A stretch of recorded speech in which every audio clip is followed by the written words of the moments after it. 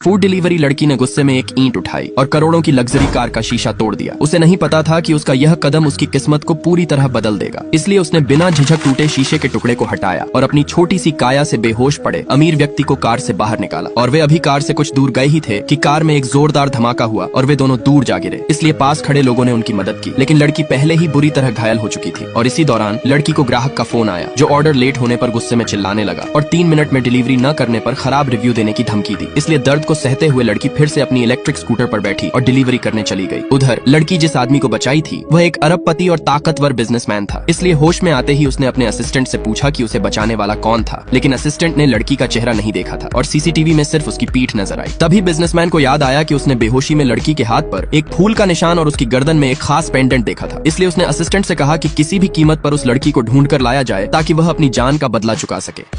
लड़की को अपनी आखिरी ऑर्डर डिलीवर करने के बाद पता चला कि उसकी मां की तबीयत बहुत सीरियस है। इसलिए वह तुरंत अस्पताल पहुंची, जहां उसे डॉक्टर ने बताया कि अगर 3 दिनों के भीतर 50 लाख रुपए इकट्ठे नहीं हुए तो उसकी मां का इलाज नहीं हो सकता। परंतु लड़की के पास इतने पैसे नहीं थे, इसलिए वह परेशान होकर जमीन पर बैठ गई। लेकिन तभी उसे याद आया कि वह अपने पुराने घर को बेचकर पैसे जुटा सकती है। इसलिए वह तुरंत घर जाने के लिए उठी। परंतु अस्पताल से बाहर आते वक्त उसकी टक्कर उसी बिजनेसमैन से हो गई जिसे लड़की ने बचाया था। इसलिए जब बिजनेसमैन ने उसके हाथ पर फूल का निशान देखा तो वह उस लड़की को रोकना चाहा, लेकिन लड़की जल्दी में थी, इसलिए चली गई। परंतु असिस्टेंट ने बताया कि उसने डिलीवरी ऐप से पता लगाया है कि लड़की अपने पिता शागवोडोंग के नाम से अकाउंट चलाती है। यह सुनकर बिजनेसमैन ने लड़की को ढूंढने के लिए शागवोडोंग का घर पता करने को कहा। उधर लड़की जब घर पहुंची तो उसने देखा कि उसके पिता को कुछ गुंडों ने पकड़ रखा है, क्योंकि उसके पिता जुए में 20 लाख का कर्ज लिया था, जिसे न चुका पाने के कारण गुंडे उसे मारने की धमकी दे रहे थे। इसलिए लड़की ने गुंडों से माफी मांगते हुए कहा कि उनका पुराना घर स्कूल के पास है और वह उसे महंगी रकम में बेचकर कर्जा चुका देंगे।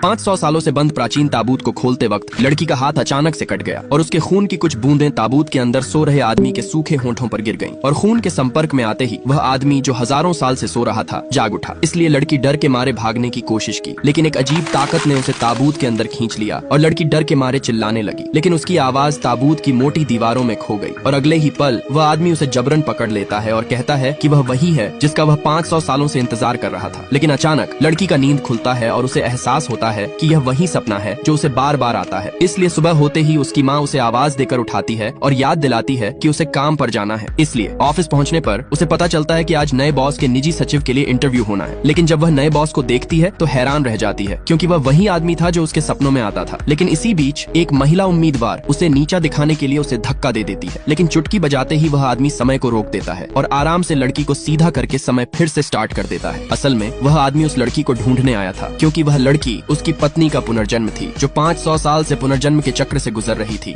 बूढ़ी दादी ने अपनी पोती को सड़क के बीचों बीच ले गई और जब उसने देखा कि एक ट्रक उसकी ओर तेजी से आ रहा है तो उसने जानबूझकर एक खाली बोतल फेंकी और पोती से उठाने को कहा और खुद सड़क पार कर दूसरी ओर चली गई। परंतु जब इस दृश्य को निर्माण स्थल पर काम कर रहे पिता ने देखा तो वह दंग रह गए। इसलिए जब बेटी ने बोतल उठाई और अपनी दादी को वहाँ नहीं पाया तो वह घबरा गई और इस दौरान ट्रक भी उसके करीब आ रहा था। इसलिए पिता ने यह देख बेटी को बचाने के लिए दौड़ लगाई, लेकिन चालक की थकान और ट्रक की तेज रफ्तार के कारण पिता और बेटी दोनों ट्रक की चपेट में आ गए और बेटी की तुरंत मौके पर ही मौत हो गई और पिता गंभीर रूप से घायल हो गए। लेकिन ट्रक के ठहराव के कारण दादी ने केवल अपनी पोती को ही देखा। इसलिए खुश होकर उसने तुरंत एक फोन किया, लेकिन यह फोन एम्बुलेंस को नहीं बल्कि एक तांत्रिक को, क्योंकि दादी ने पहले ही एक तांत्रिक से भविष्यवाणी करवाई थी और तांत्रिक ने कहा था कि उसकी पोती अशुभ है और वह पूरे परिवार के लिए खतरा है। और इस अंधविश्वास में आकर दादी ने अपनी पोती को अशुभ आत्मा मान लिया था और उसे मारने की योजना बनाई थी, लेकिन उसे यह अंदाजा नहीं था कि इस योजना में उसका बेटा भी मारा जाएगा।